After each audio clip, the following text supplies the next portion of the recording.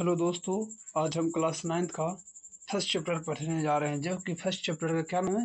हमारे आसपास के पदार्थ। चलिए हम लोग रीडिंग देते हैं और एक नोट्स बनाइएगा वो पर जो कि लिए अच्छा होगा। चलिए देखते हैं। पहला कहता है कि पदार्थ क्या है या पदार्थ द्रव्य। पदार्थ को एक और नाम बोलते हैं द्रव्य, बोलते हैं द्रव्य।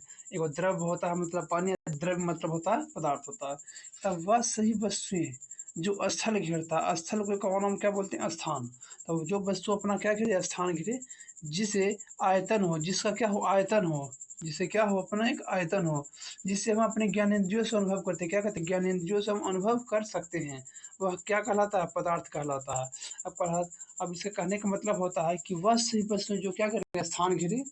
बताओ, जो स्थान घेरेगा जिसका क्या रहेगा? एक वजन रहेगा, द्रव्यमान रहेगा, और स्थान घेरेगा तो आयतन तो पक्का घेर रहा है, इसे क्या बोलेंगे? पदार्थ बोलेंगे, जिसको अपने ज्ञानेंद्रियों द्वारा हम क्या कर सकते हैं? देख सकते हैं।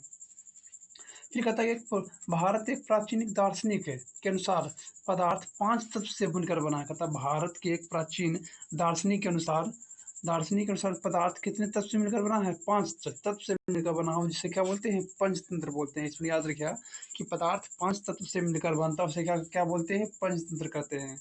अब पता है कि पंचतंत्र कितने होते हैं? तो जानते हैं कि 5 होते हैं। तो 5 क्या नाम बताइए? तो 5 का नाम देखिए दिया हुआ, पहला में वायु, पृथ्वी, अग्नि, जल और आकाश है। तो यहाँ तक कोई दिक्कत है? पदार्थ 5 तत्व से मिलकर बना है, जो कि वायु, पृथ्वी, अग्नि, जल और आकाश है। फिर देखिएगा, एक मुनि थे कनाद मुनि, क्या बोले इसके बारे में? कहता है कि भारतीय मुनि कनाद के अनुसार पदार्थ अविनाशी मतलब जिसको हम विनाश कर सकते नहीं, जिसको हम बांट सकते नहीं, डिवाइड कर सकते नहीं है।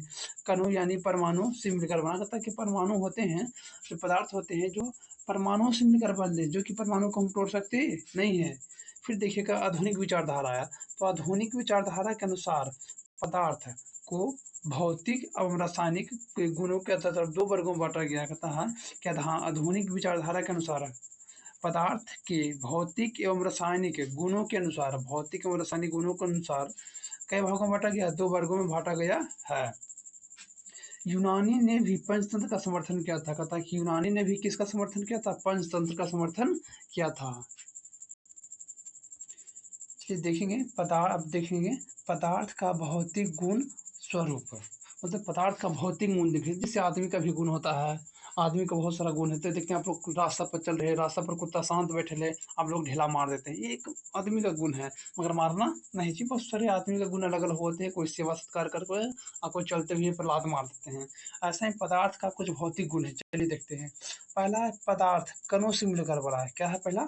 पदार्थ किससे बना है? कणों से मिलकर बना है। दूसरा कहता है पदार्थ के कण क्या होते हैं? छोटे छोटे होते हैं। पदार्थ के कण होते हैं, क्या होते हैं? छोटे छोटे होते हैं। पदार्थ के कण के रिक्त स्थान घेरता है, रिक्त स्थान होते हैं। तब पदार्थ के कण के बीच रिक्त स्थान होते हैं। चलिए यहाँ देखिए, है एक पदार्थ है, इस पदार्थ के बीच में देखिए जो ये इसमें क्या है? एक रिक्त स्थान है। यहाँ कर देंगे तो इसके बीच में देखिए कुछ ब्लैक ब्लैक जना रहा है, ये रिक्त स्थान है। जो यहाँ उजला उजला जना रहा है, जो पदार्थ है, ठीक है। तो पदार्थ के कण के बीच क्या होते हैं? रिक्त स्थान होते हैं, जो निरंतर क्या रहते हैं? गतिशील। क्या रहते हैं? जो निरंतर गतिशील होते रहते हैं। कहता ताप बढ़ने से कणों की गति तेज हो जाती है। कहने का मतलब कि ताप को बढ़ाते हैं तो कणों की गति क्या हो जाती है? तेज हो जाती हैं। इसलिए ताप बढ़ाने से गतिज ऊर्जा क्या होती है? बढ़ जाती हैं। जैसे हम लोग जानते हैं कि हम लोग जैसे पानी को गर्म करते हैं तो जितना ज़्यादा हम लोग फ्लेम देते हैं उतना ज़्यादा पानी क्या होता है? खदकता है। जैसे फ्लेम कम करते हैं तो पानी खदकना क्या होता है? कम हो जाता है। तो कहने का मतलब होता है कि पानी में भी क्या है? पता है, द्रव्य है, और द्रव्य है तो एक कण है, और जिसे हम कण को हम लोग क्या देंगे? ऊष्मा देते हैं, और जैसे हम लोग ऊष्मा देते हैं तो पानी क्या होता है? खदकना स्टार्ट, मतलब कण की गतिज ऊर्जा क्या हो जाती है? बढ़ जाती है। जब कण की गतिज ऊर्जा बढ़ेगी तो पानी कहाँ जाएगा? ऊपर जाएगा भाप बन के। ये कहने का मतलब है कि क्या है? इसलिए ताप बढ़ाने से क्या होता है? गतिज ऊर्जा भी बढ़ जाता है। नेक्स्ट देखिएगा, 2 विभिन्न पदार्थ के कण स्वतः मिलना विषण कहलाता है। कहता है विषण होता है कि 2 विभिन्न पदार्थ के कण, 2 अलग अलग पदार्थ के कण रहेंगे जो स्वतः मिलेंगे, उसे क्या बोलेंगे? विषण बोलेंगे। क्या बोलेंगे? विषण बोलेंगे। पदार्थ के कण एक दूसरे को आकर्षित करते हैं। पता कि पदार्थ के कण एक दूसरे को क्या करते हैं? आकर्षित करते हैं। ये पदार्थ का क्या है? एक स्वरूप, भौतिक स्वरूप गुण है, जो कि हम लोग याद रखिएगा। इसमें एक कॉपी लीजिए, कॉपी में नोट्स बनाइए पॉइंट बाय पॉइंट। यहाँ तक कोई दिक्कत है तो बोलिएगा। नेक्स्ट देखते हैं।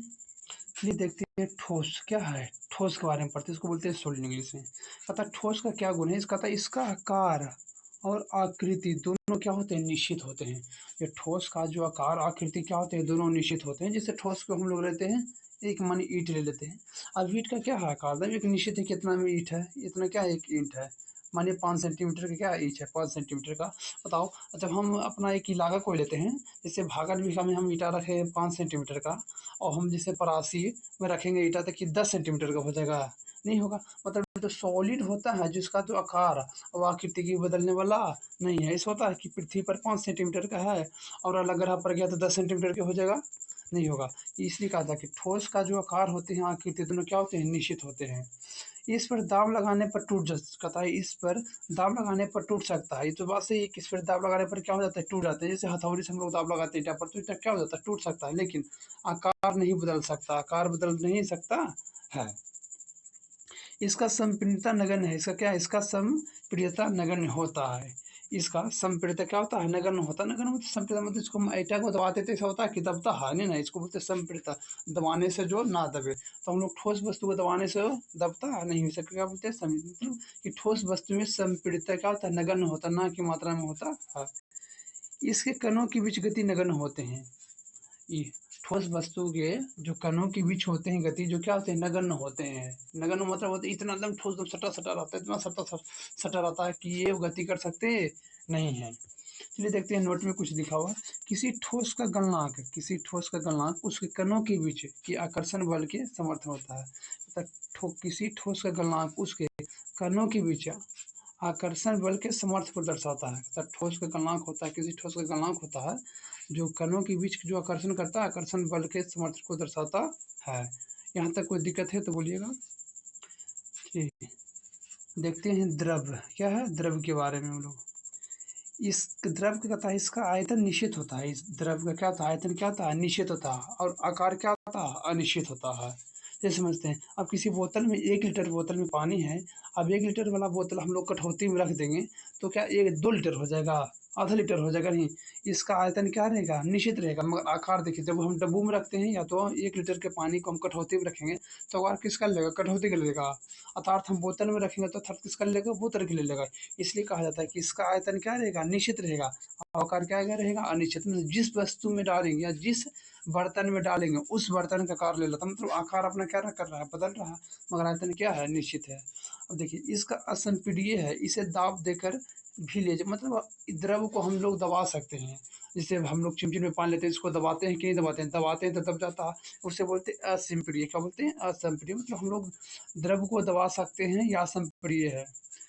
मतलब द्रव का नियम देखिएगा, पास्कल के नियम इसी गुण पर है, मतलब द्रव के नियम पर ही ये द्रव होता है। पास्कल के नियम इसी गुण पर, मतलब द्रव के नियम पर ही या द्रव के गुण पर ही पास्कल का नियम आधारित है। कोई दिक्कत नहीं होना चाहिए। कहता द्रव में ठोस, द्रव, गैस तीनों मिश्रण होते हैं। कहता द्रव में ठोस, द्रव, गैस तीनों क्या होते हैं, मिश्रण संभव है। द्रव में ठोस हो, द्रव हो या गैस हो, तीनों क्या है, मिश्रण में संभव है। ठोस की अपेक्षा द्रव में विसरण का गुण अधिक होता है। कहता ठोस की अपेक्षा द्रव में विसरण गुण क्या होता है, अधिक होता है। ये तो सही है कि ठोस ठोस होता है, द्रव द्रव होता है, तो द्रव में जो विसरण का गुण क्या है, सबसे ज़्यादा है, ठोस में क्या है, कम है। ठोस की तुलना में द्रव में रिक्त स्थान भी अधिक होता है। ठोस में रिक्त स्थान कम होते हैं और द्रव में रिक्त स्थान क्या होते हैं, सॉरी, ठोस में रिक्त स्थान ज़्यादा होते हैं और द्रव में रिक्त स्थान क्या होते हैं, कम होते हैं। कोई दिक्कत है, तो ठोस में रिक्त स्थान क्या होते हैं, यहाँ देखिएगा थोड़ा सा कि ठोस में तुलना द्रव में रिक्त स्थान भी अधिक होता है, सॉरी, ठोस में रिक्त स्थान होते हैं जो बहुत कम होते हैं। ठोस में रिक्त स्थान क्या होते हैं, कम होते हैं, और द्रव में रिक्त स्थान क्या होते हैं, अधिक होते हैं। थोड़ा सा गलती हो गया था कि ठोस में रिक्त स्थान क्या होते हैं, वो एकदम कम होते हैं, और द्रव में रिक्त स्थान क्या होते हैं, ज़्यादा होते हैं। यहाँ तक कोई दिक्कत है बोलिएगा आप लोग। चलिए हम लोग देखते हैं गैस के बारे में। तथा गैस का आयतन आकार दोनों क्या होते हैं, अनिश्चित होते हैं। कहने का मतलब होता है गैस का जो आयतन और आकार होते हैं दोनों अनिश्चित होते हैं। जैसे हम लोग गैस का उपयोग करें, वहीं गैस सिलेंडर में है और यही गैस का आकार हम किसी और में से भर सकते हैं। मतलब आयतन और आकार दोनों क्या होते हैं, अनिश्चित होते हैं। गैस का संपीड़न सबसे अधिक होता है। देखिए गैस का संपीड़न सबसे अधिक होता है, मतलब हम लोग बैलून में गैस भरते हैं।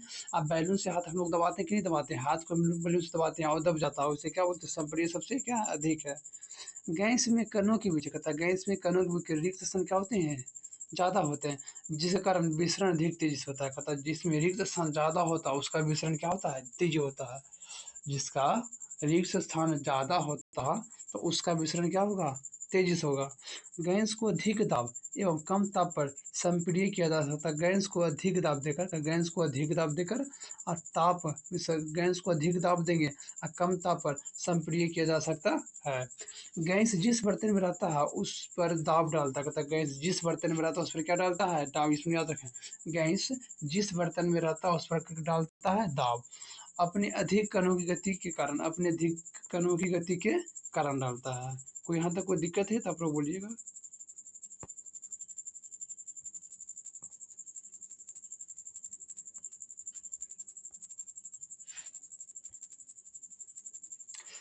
पदार्थ पर यहाँ देख नेक्स्ट है कि जब हम जल में नमक घोलते हैं तो नमक के कण जल के कणों के बीच रिक्त स्थान के समावेशित तो कहता कि जब यहाँ देखिए, जो जल होते हैं जल में रिक्त स्थान होते हैं और जैसे हम लोग नमक डालते हैं तो नमक जल के कण में भर जाता है। इसे बोलते हैं समावेशित में समा जाता है, पानी में नमक समा जाता है। गैस में विसरण अधिक होता है। गैस में क्या होता है, विसरण अधिक होते हैं और अधिक रिक्त स्थान के कारण, किसके कारण, अधिक रिक्त स्थान के कारण होते हैं। अब पदार्थ पर तापमान परिवर्तन का प्रभाव है, टॉपिक है पदार्थ पर तापमान परिवर्तन का प्रभाव। देखिए ठोस के तापमान बढ़ने से, ठोस के तापमान बढ़ाने से उसके कण की गतिज ऊर्जा क्या हो जाते हैं, बढ़ जाते हैं। इसमें याद रखना कि ठोस में जब तापमान को बढ़ाते हैं तो कणों की गतिज ऊर्जा क्या हो जाते हैं, बढ़ जाते हैं। फिर देखिए, दिया गया ताप ऊष्मा के रूप कणों के बीच का बॉन्ड कमजोर कर देता है। जब ठोस को हम ताप देते हैं और जैसे ताप देते हैं तो इस कणों के बीच में जो बॉन्ड होता है इस बॉन्ड को क्या कर देता है, कमजोर कर देता है। और जिसे कमजोर कर देता है तो गतिज ऊर्जा क्या होता है, होने लगता है। नेक्स्ट देखिएगा, कणों के बीच का बॉन्ड कमजोर होने के कारण ठोस द्रव में बदल देता है। कहता है कणों के बीच बॉन्ड कमजोर होने के कारण ठोस द्रव में बदल जाता है। जैसे हम लोग बर्फ होते हैं तब बर्फ को जैसे हम लोग बाहर निकालते हैं, अपने हथेली पर रखते हैं तो हम लोग हाथ का टेम्परेचर होता है ना, जो इस बर्फ को बॉन्ड को तोड़ देता है और किस में बदल देता है, द्रव में बदल देता है। इसमें कोई दिक्कत है, चलिए देखते हैं। चूंकि दिया गया ताप कणों के बीच, कहता जो हम लोग ताप दे रहे हैं जो कणों के बीच बॉन्ड को कमजोर करने के लिए ऊष्मा में परिवर्तित हो गया है, इसलिए ताप में कोई परिवर्तन नहीं हुआ। मगर ताप में कोई परिवर्तन न हो, वस्तु में परिवर्तन हो जाता है। इस वस्तु पर हम लोग ताप दिए, अब वस्तु परिवर्तन हो गया। यहाँ तक कोई दिक्कत नहीं होना चाहिए। इसी परिवर्तित ऊष्मा को ठोस का गुप्त ऊष्मा या प्रसुप्त ऊष्मा कहते हैं। कहता इसी परिवर्तित ऊष्मा को क्या बोलते हैं, ठोस का गुप्त या तो प्रस्फुट ऊष्मा कहते हैं। जिस स्थिर ताप पर अवस्था परिवर्तित हुआ इस ताप को ठोस का गलनांक कहते हैं। तो जिस ताप पर अवस्था परिवर्तित हुआ, जिस ताप पर जो हम लोग ताप दिए इस ताप पर परिवर्तित हुआ तो इस ताप को क्या बोलते हैं, ठोस का गलनांक कहते हैं। जैसे हम लोग हीट दिए, अब वस्तु परिवर्तन हो गया तो जितना हम हीट दिए हैं इस हीट को क्या बोलेंगे, ठोस का गलनांक कहते हैं। नेक्स्ट देख दीजिए, पुनः जब द्रव को ताप दिया जाता है, तब जब द्रव को हम लोग क्या देते हैं, ताप देते हैं तो दिया गया ताप ऊष्मा के रूप में कणों को अधिक तीव्र कर देता है। जैसे हम लोग कोई द्रव है, द्रव में हम लोग क्या दिए, हीट दिए और जैसे हीट दिए तो यहाँ से ताप ऊष्मा के रूप में क्या कर देता है, कणों को अधिक तीव्र कर देता है। जिससे कणों को तीव्र करेगा तो क्या बनेगा, भाप। क्या बन जाएगा, भाप या तो गैस बन जाता है। नेक्स्ट देखिएगा, कणों की गति अधिक तीव्र होने के कारण, कहता है कणों की गति क्या होने के कारण, अधिक तीव्र होने के कारण बॉन्ड से लगभग मुक्त हो जाती है। बॉन्ड से क्या हो जाते हैं, मुक्त हो जाती है एवं एक अवस्था का निर्माण करता है जिसे क्या बोलते हैं, हम लोग गैस बोलते हैं। क्या बोलते हैं इसको, हम लोग गैस बोलते हैं। कहने का मतलब पहले ठोस था, क्या था, ठोस। जिसे लिख देते हैं, जिससे पहले क्या था, ठोस। हम लोग ठोस को हम लोग क्या दिए, हीट दिए। जैसे हीट दिए तो इसका बॉन्ड क्या हुआ, टूटा। और जैसे बॉन्ड टूटा था क्या बदला, द्रव में। क्या बदला, द्रव में। अब द्रव को हम लोग क्या दिए, हीट दिए। और जब द्रव को हम हीट दिए तो द्रव का भी गतिज ऊर्जा बढ़ा और द्रव का गतिज ऊर्जा बढ़ा और द्रव की गतिज ऊर्जा बढ़ने से क्या बदल रहा है, गैस में बदल रहा है। कोई दिक्कत यहाँ तक होना नहीं चाहिए। जिस ताप पर द्रव गैस अवस्था में बदलता, कहता जिस ताप पर द्रव कैसा बदलता है, गैस अवस्था में बदलता, उस ताप द्रव को क्या बोलते हैं, क्वथनांक बोलते हैं। याद रखिए, क्वथनांक होता है जब जिस ताप पर जो हम ताप दिए द्रव को और जिससे हम ताप दिए किसमें, द्रव को दिए और द्रव बदल रहा है गैस में, उसे क्या बोलेंगे, क्वथनांक बोलेंगे। कोई दिक्कत है, याद रखिएगा। हम ताप दिए द्रव को, अद्रव जिसे हम ताप दिए द्रव को, अद्रव गैस अवस्था में बदलता है, और उस ताप को द्रव का क्या बोलते हैं, क्वथनांक कहते हैं। अवस्था परिवर्तित के समय कहता अवस्था परिवर्तन के समय ताप स्थिर रहता है। अवस्था परिवर्तन के समय ताप क्या रहेगा, स्थिर रहेगा, मगर ताप परिवर्तन और समय अवस्था स्थिर रहता है। ये दो चीज याद रखिएगा। अवस्था परिवर्तन के समय ताप स्थिर एवं ताप परिवर्तित के समय भी क्या रहेगा, अवस्था स्थिर रहता है। नेक्स्ट देखिएगा, देखिए चलिए देखिएगा, दाब बढ़ने पर पदार्थ के कणों के समीप लाया जा सकता है। कहता हम लोग दाब बढ़ाने से क्या पदार्थ में कुछ परिवर्तन आया या नहीं आया, चलिए देखते हैं हम लोग। देखिए यहाँ ठोस है, क्या है, ठोस। ठोस को हम लोग संकलन किए, क्या किए, संकलन। जिससे हम लोग ठोस को संकलन कर लेते क्या बदलेगा, द्रव। मतलब हम ठोस को क्या दिए थे, ताप, क्या दिए, जैसे हम ठोस को ताप दिए तो बदल रहा है क्या, मैं द्रव, इसको क्या बोलेंगे, संकलन, क्या बोलेंगे, संकलन। अब यहाँ भी देखिए द्रव को, हम द्रव को क्या दे रहे हैं, ऊष्मा, क्या दे रहे हैं, ऊष्मा या ताप, क्या दे रहे हैं, ऊष्मा या ताप। हम ऊष्मा या ताप दिए तो ये द्रव क्या बदला, गैस, इसको क्या बोलते हैं, वाष्पीकरण, क्या बोलेंगे, वाष्पीकरण। अब उसी गैस को हम क्या करेंगे, और ताप देंगे, और ताप देंगे, तब क्या बदलेगा, निक्षेपण में, क्या बदलेगा, निक्षेपण में। एक प्रक्रिया है, फिर देखिएगा उल्टा चलता है। जब ठोस डिरेक्ट गैस बदले, ठोस जब क्या बदले, गैस में बदले, उसके क्या बोलते हैं, ऊर्ध्वापातन, क्या बोलेंगे, ऊर्ध्वापातन। अब वही गैस क्या बदले, द्रव में, क्या में बदले, द्रव में। मतलब हम गैस को क्या बदल रहे हैं, द्रव में, तो गैस को बदल रहे हैं द्रव, मतलब इसमें क्या है, हम लोग गैस को प्रेशर देंगे, गैस को इतना प्रेस करेंगे, इतना दाब देंगे गैस में कि क्या बदलेगा, द्रव में। अब यही द्रव को क्या करेंगे, हम जमाएंगे, तो द्रव को हम लोग क्या करेंगे, फ्रीजिंग, क्या करेंगे, हम लोग इसको इतना ठंडा में रखेंगे, इतना ठंडा रखेंगे कि बन जाएगा ठोस। आया समझ में, चलिए एक बार फिर से हम लोग देखते हैं इसको, चलिए एक बार फिर से देखते हैं। देखिए हम लोग क्या कहते हैं, ठोस को हम लोग क्या दिए, ताप दिए, इसी ठोस को ताप दिए तो संग्रहण हुआ, तो क्या बन गया है, द्रव। अब इसी हम इसको भी क्या दे दिए, ताप दिए, द्रव को ताप देने से बन गया है गैस, को बोलते हैं वाष्पीकरण। और ऐसा ही गैस को भी हम लोग क्या किए, कुछ ऊष्मा दिए, ऊष्मा देने से क्या बन गया है, ठोस। यहाँ तक कोई दिक्कत। नेक्स्ट देखिएगा, इसमें उल्टा चलता है। अब ठोस को हम लोग क्या दिए, ऊष्मा दिए, ठोस को ऊष्मा देने से क्या बदल गया, डायरेक्ट गैस में।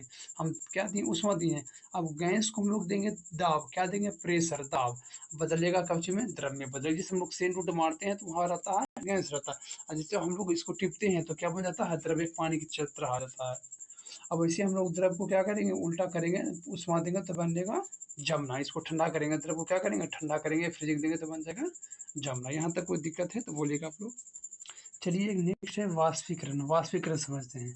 यह एक क्या है, सतही घटना है। ये क्या है, एक सतही घटना, मतलब एक सतह पर होने वाली घटना। ऐसा होता है कि एक नदी है और नदी के पानी है, नदी के पानी होता है कि एकदम पूरे अंदर से पानी घट नहीं, पानी के ऊपरी सतह से यह वाष्पीकरण होता है, जो पानी की सतह से होता है। क्योंकि ये धूप कहाँ लगता है, पानी के ऊपरी सतह पर लगता है, तो धीरे धीरे ऊपरी ही से पानी क्या होता है, वाष्पीकरण होना स्टार्ट होता है। इसलिए होता है कि ये पानी का वाष्पीकरण कर रहे हैं तो एकदम धरती के अंदर से सतह नहीं, पानी को ऊपरी सतह से वाष्पीकरण होना स्टार्ट करता है। यह सभी तापमान पर होता है। ये क्या होता है, यह सभी तापमान पर होता है।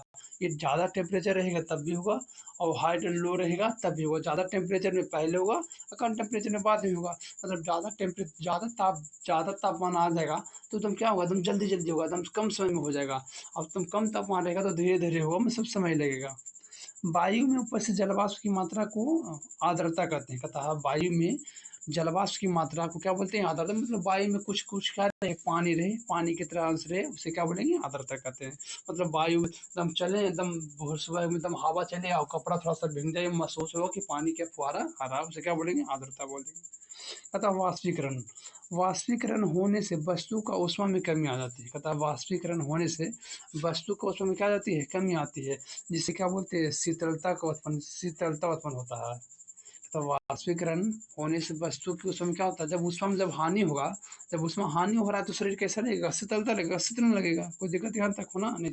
तो वाष्पीकरण होगा कब, जब यहाँ से ऊष्मा की क्या होगा, हानि होगा या ऊष्मा की कमी होगा। जैसे ऊष्मा की कमी हो रहा है तो क्या हो रहा है, शीतलता हो रहा है। हम लोग घड़ा का पानी पीते हैं तो घड़ा का पानी से वाष्पीकरण होता है, तो घड़ा के पानी से वाष्पीकरण होता है, तो घड़ा में पानी रहा हुआ होता है जो कैसा रहता है, शीतलता में ठंडा रहता है। किसी वस्तु अपने क्वथनांक या उससे ऊपर वाष्प बदलना या वाष्पन एवं क्वथनांक के नीचे वाष्प में बदलना वाष्पीकरण कहलाता है। देखिएगा, समझिएगा फिर से। किसी वस्तु अपने क्वथनांक या किसी वस्तु अपने क्वथनांक या उससे ऊपर वाष्प में बदलना, उसको ऊपर वाष्प में क्या होता है बदलना, या वाष्प में क्वथनांक से नीचे वाष्प में बदलना क्या कहलाता है, वाष्पीकरण कहलाता है। वाष्पीकरण के दौरान कम हुई ऊर्जा कहता है, वाष्पीकरण के दौरान कम हुई ऊर्जा पुनः प्राप्त करने के लिए द्रव का कण अपने आसपास से ऊर्जा अवशोषित करता है। कहता है कि वाष्पीकरण के दौरान कम हुई ऊर्जा पुनः प्राप्त करने के लिए द्रव का जो कण होते हैं आसपास को ऊर्जा को क्या करते हैं, अवशोषित करते हैं, जिससे आसपास क्या होते हैं, शीतलता उत्पन्न होती है। इसी सिद्धांत पर घड़ा का पानी ठंडा होता है। क्या बोले थे ना कि वाष्पीकरण की ऊष्मा की कमी आती है, वाष्पीकरण होने से वस्तु की क्या होती है, ऊष्मा में क्या आती है, कमी होती है, तो शीतल तक नहीं होता है। जैसे हम लोग घड़ा वगैरह रखते हैं पानी ठंडा रहता है। वायु में कहते हैं, यहाँ देखिए, वायु में उपस्थित जलवाष्प की ऊर्जा ठंडे पानी को संपर्क में, कहता है वायु में उपस्थित जलवाष्प की ऊर्जा ठंडे पानी के संपर्क में आकर कम हो जाता है। कहता है ठंडे पानी के संपर्क में आकर क्या होता है, कम आता है, जिससे क्या बोलते हैं, वाष्प पानी की बूंद में बदल जाता है। जिससे वायु में उपस्थित जलवाष्प की ऊर्जा ठंडे पानी के संपर्क में आकर ये क्या हो जाती है, कम हो जाती है, जिससे वाष्प पानी की बूंद में बदल जाता है। चलिए देखते हैं, वाष्पीकरण को प्रभावित करने वाले विभिन्न कारक हैं। कहता है कि तापमान को हम लोग बढ़ाएंगे तो बताओ क्या होगा, वाष्पीकरण की दर क्या होगा, बढ़ेगा। जितना ज़्यादा हम तापमान देंगे उतना ज़्यादा वाष्पीकरण दर। देखिए हम लोग जानते हैं कि ठंडा पानी तालाब सूखता नहीं है, बहुत कम सूखता है, एकदम धीरे धीरे सूखता है। मगर ये देखिएगा जून जुलाई के महीना में पानी तुरंत ही सूख जाता है। मतलब तापमान हम लोग बढ़ाएं तो तापमान बढ़ा और पानी का वाष्पीकरण क्या हुआ, दर बढ़ गया। सतह का क्षेत्र बढ़ाने से क्या होगा, वाष्पीकरण के दर भी क्या होगा, बढ़ेगा। जैसे हम लोग चाय पीते हैं तो देखते हैं कि हम लोग चाय एकदम पीते हैं क्या में, हम लोग गिलास में पीते हैं, कोई भगोनों में पी लेते होंगे, कटोरी में पी लेते हैं, पीते कि नहीं पीते। तो चाय में जो हम लोग पीते हैं गिलास में पीते हैं, तो गिलास का जो ऊपर का क्षेत्रफल होता है छोटा होता है, किसके अनुसार, कटोरा के अनुसार। तो कटोरा का मुंह चौड़ा होता है, मतलब वाष्पीकरण पूरे क्या होगा, एरिया से ज़्यादा निकलेगा। और गिलास का मुंह छोटा होगा, इससे वाष्पीकरण क्या होगा, मतलब सतह क्षेत्रफल छोटा है, तो जिससे बड़ा क्षेत्रफल रहेगा तो बड़ा रहेगा क्षेत्रफल, तो उससे ज़्यादा ऊष्मा निकलेगा ना। तो कभी कभी सतह का क्षेत्रफल ज़्यादा बड़ा रहेगा तभी ऊष्मा की दर भी क्या रहेगा, बढ़ेगा। आर्द्रता कारण क्या होगा, आर्द्रता में क्या होगा, वाष्पीकरण की दर आर्द्रता मतलब इसमें वायु में क्या उपस्थित है, जल की मात्रा उपस्थित, मतलब ठंडा मौसम में या ठंडा वायु में चलेगा तो उसमें क्या रहेगा, घटेगा। अब वायु की गति बढ़ेगा तो जो क्या होगा, वाष्पीकरण की दर क्या होगा, बढ़ेगा। नेक्स्ट देखिएगा, राशि और मात्रक और केल्विन के बारे में हम लोग जानते हैं। कहता है कि राशि, मात्रक और केल्विन। जैसे तापमान एक राशि है, तो तापमान राशि है तो तापमान का मात्रक क्या होता है, तापमान मापता है किस में, हम लोग तापमान को मापते हैं केल्विन में। और जो इंडिकेट करता है, प्रतीक करता है, उसे हम लोग के से प्रतीक करते हैं। ऐसा ही लंबाई एक राशि है, लंबाई का मात्रक क्या होता है, मीटर होता है, जिसको हम लोग प्रतीक करते हैं एम से। संहिता, इसको बोलते हैं मास या द्रव्यमान, इसको बोलते हैं मास या द्रव्यमान, लिखते हैं मास या तो द्रव्यमान बोलते हैं, इसको बोलते हैं मास। क्या बोलते हैं, मास। तो मास को बोलते हैं संहिता बोलते हैं, इसको हम केजी मापते हैं, इसका होता है केजी होता है। भार कैसे मात्रक होता है, न्यूटन, जिसको हम लोग एन से सूचित करते हैं। आयतन को बोलते हैं घन मीटर। क्या बोलते हैं, आयतन को क्या बोलते हैं, घन। तो आयतन एक राशि है, इसका मात्रक घन मीटर है, इसको सूचित करते हैं एम क्यू से। ऐसा ही घनत्व होता है, इसको बोलते हैं किलोग्राम प्रति घन मीटर। तो किलोग्राम प्रति मतलब होता है बटा, नीचे में हो जाएगा, जैसे किलोग्राम प्रति एम क्यू। यहाँ देखिए प्लस है, जिसकी प्रति हटाएंगे तो ऊपर चल जाएगा, माइनस में चल जाएगा। और दाब, हाँ दाब कैसे मतलब होता है, पास्कल, इसको सूचित करते हैं पीए से सूचित करते हैं। चलिए नेक्स्ट देखते हैं, कुछ महत्वपूर्ण तथ्य है। तो देखिए, आकर्षण बल का क्रम, आकर्षण बल सबसे ज़्यादा आकर्षण बल क्रम में लगाया है, तो सबसे ज़्यादा आकर्षण बल किस में होता है, ठोस में होता है, इसके बाद द्रव में होता है, इसके बाद क्या में होता है, गैस में होता है। याद रखिएगा कि आकर्षण बल बोला जाए पदार्थ में तब सबसे ज़्यादा आकर्षण बल किस में होता है, ठोस में, क्योंकि सबसे कम चिपके रहता है ठोस में, इसके बाद द्रव में, इसके बाद क्या रहेगा, गैस में रहेगा। तो ठोस सीधे गैस में बदलना क्या करता है, ठोस सीधे क्या बदलता है, गैस में, उसको क्या बोलते हैं, ऊर्ध्वापातन बोलते हैं। अवस्था परिवर्तन के दौरान ताप को क्या कहते हैं, समान रहता है। इसमें अवस्था परिवर्तन के दौरान कोई भी चीज़ में अवस्था परिवर्तन के समय ताप क्या रहेगा, समान रहता है। संहिता मतलब मास के से मतलब क्या होता है, किलोग्राम होता है। विशिष्ट ऊष्मा में क्या परिवर्तित नहीं होता है, अवस्था परिवर्तित होता है, इसमें याद रखिएगा नहीं होता है। किसी वस्तु का समर्थ किससे पता चलता है? तो गलनांक से। किसी वस्तु का समर्थ किससे पता चलता है? गलनांक से। तापमान बढ़ाने से विसरण पर क्या प्रभाव पड़ता है? बढ़ता है। तापमान बढ़ाने से विसरण पर क्या प्रभाव पड़ता है? बढ़ता है। तापमान बढ़ाने से गुप्त ऊष्मा पर क्या प्रभाव पड़ता है? घटता है। तापमान बढ़ाने से गुप्त ऊष्मा पर क्या प्रभाव पड़ता है? तो घटता है। नोट में पढ़िएगा। पदार्थ के कण बहुत छोटे होते, इतने छोटे होते हैं कि हम कल्पना भी कर सकते नहीं हैं। चलिए, यह क्लास 9th का पूरे लेसन एक फर्स्ट चैप्टर पूरे पढ़ा चुके हैं। आप लोग इसे शॉर्ट नोट्स कॉपी पर बनाइएगा। अर्थात कोई भी दिक्कत हो तो हमें कमेंट करिएगा। Thanks, have a nice day. आप लोग अच्छा से पढ़िए। हम लोग क्लास 9th का सेकेंड चैप्टर लाएंगे। हम लोग क्लास 9th का हिस्ट्री भी पढ़ेंगे, पॉलिटी भी पढ़ेंगे और साइंस भी पढ़ेंगे। चलिए, thanks, have a nice day.